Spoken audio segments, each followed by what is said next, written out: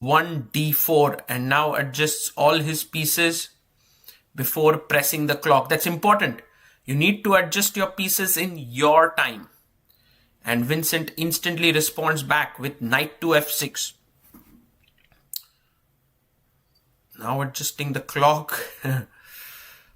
Let's see what Arjun does next. He plays his pawn up to c4. And Vincent plays pawn to e6, opening up his bishop. Knight comes out to f3. Now generally we see d5 at the top level chess, but b6 played here by Vincent. a3. This is known as the Petrosian-Kasparov variation. And the idea is very clear. When you put your knight on c3, you don't want bishop b4 stuff to come in.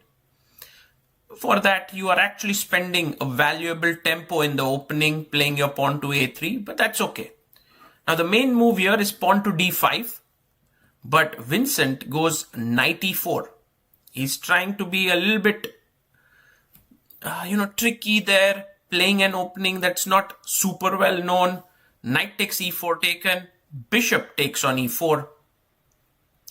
And now Arjun has many ways to develop. He can bring his bishop out, followed by pawn push, but he goes knight g5. This is the thing about Arjun. He's well prepared even for sidelines. Knight g5 attacks the bishop. The bishop has to move, he gets up. And I think Vincent, he's prepared. He goes back, bishop g6. He could have gone back to b7 as well.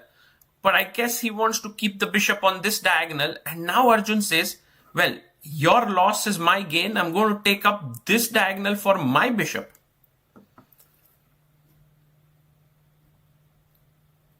Vincent thinks for a bit and pushes his pawn to h6. Now, if you come back to f3, I guess black is happy. Bishop g2 makes a lot of sense, attacking the rook. And naturally, c6 is a natural move. c6 followed by d5. Putting your pawns on light squares, but he takes on g5. Wow. Vincent Keymer thinks over the board and feels that this is a good exchange sacrifice. The engines seem to not agree with him, but this is more like a human sacrifice. He takes on a8. Now what has black gotten in return? Mainly, he's got this bishop trapped here on a8. The rook is active, and wow, that is brave by Arjun. He castles here. Maybe he's seen something in this direction before. So castles, and now bishop comes out to e7.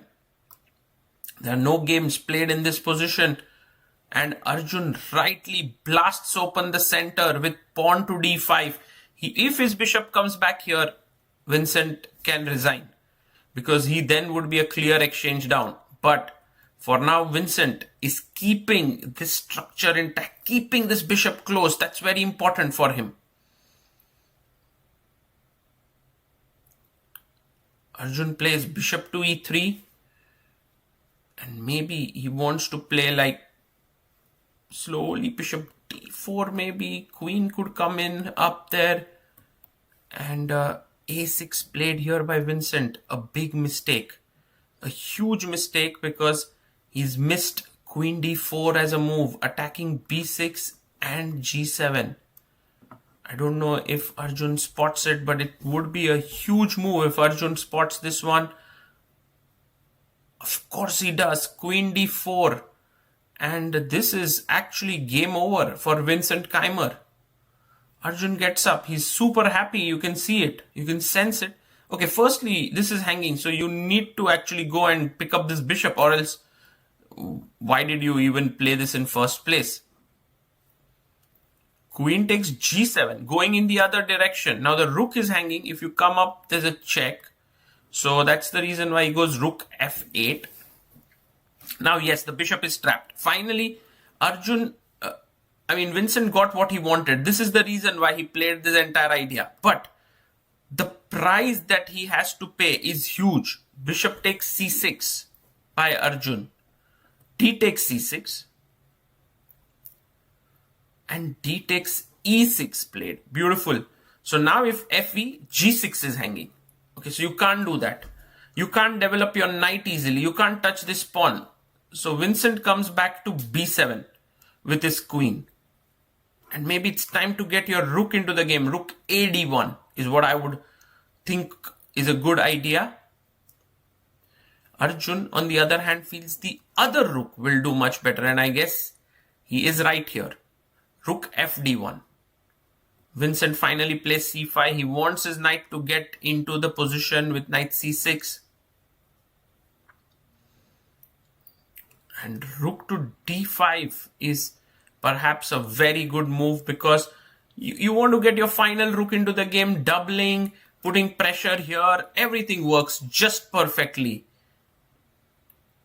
And you can bank on Ajubai to find one good move after another. You can see the look on Vincent's face. He knows that the writing is on the wall against a player like Arjun. That guy is not going to falter here. Bishop moves to e4. Somewhere getting out from this g6 square so that you can take here on e6. And now e takes f7 check. Rook takes f7.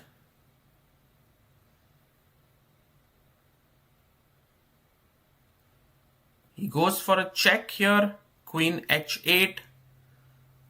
I mean, rook f8 is possible. Bishop f8, I think, is not good because of rook e5 check. So he comes back with his rook. We are just on move 21.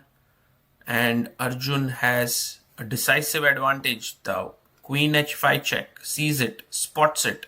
Check here. Rook has to come back up to block it.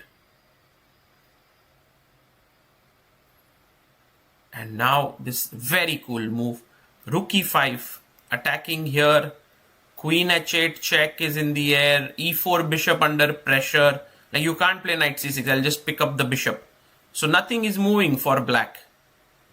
He goes knight d7. But Arjun has things figured out here. He boom sacrifices his rook. You can't take with the rook. It's pinned here. So you must take with the king. And now Arjun is a piece down. But a check comes in now. Notice that you can't move away from the rook as this. By the way, this is illegal. So the rook is hanging. So king f8 is met with queen h8. Checkmate. So there are not too many moves. He goes king e8. And now how do you finish off this game? Well, the right way always is to bring all your pieces to the game. And that is what Arjun does. Rook d1. He attacks here. And notice, guys, if the knight moves, rook d8 is checkmate. So bishop goes back to h7.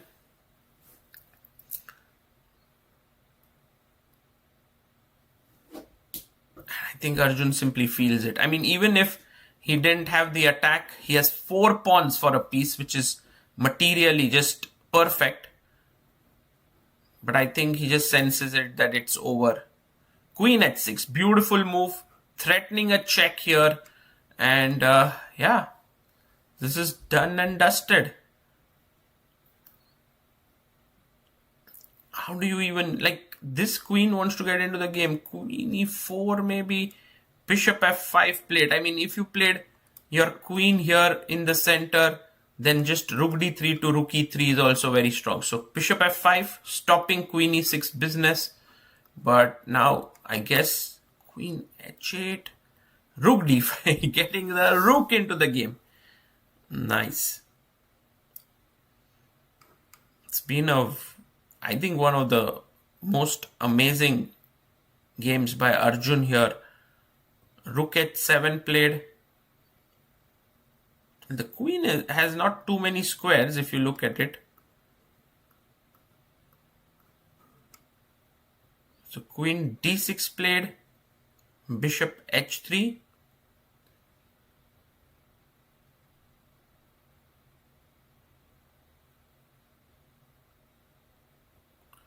And queen g6 check. Rook comes in. And can Arjun find the finishing shot? Check.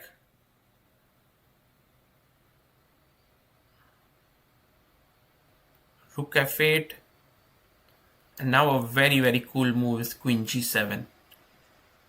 And the main point of queen g7 is that if you play here, if you go rook f7, I go queen e5 check, which is beautiful. Absolutely stunning. If king f8, queen h8 mate. If knight e5, rook d8 checkmate. This reminds us of this famous Paul Morphy versus Duke. He finds it, Duke of Brunswick game. And it's such a pretty move. Arjun, you can bank on him always to find such pretty ideas. And yeah, this is over. Actually, rook f7, maybe rook e5 does not. Oh, that doesn't work. There's no mate. Knight e5 is coming. So anyway, it's better rook f7, queen e5. Vincent is thinking here. He resigns. Arjun Erigaisi scores a beautiful win. Absolutely stunning chess by the youngster. And Team Alkaloid can be very happy with what Arjun has done here. He's managed to beat Vincent and score an important win for his team. Arjun is now on 4 out of 5, gaining rating at 2773. And the other good result for Alkaloid was Yu Yangi beating Hari Krishna. So it was a 4-2 victory for Team Alkaloid against Novy. And that is an excellent one for Arjun and his team. I hope you enjoyed the game. I hope you loved how Arjun played this one.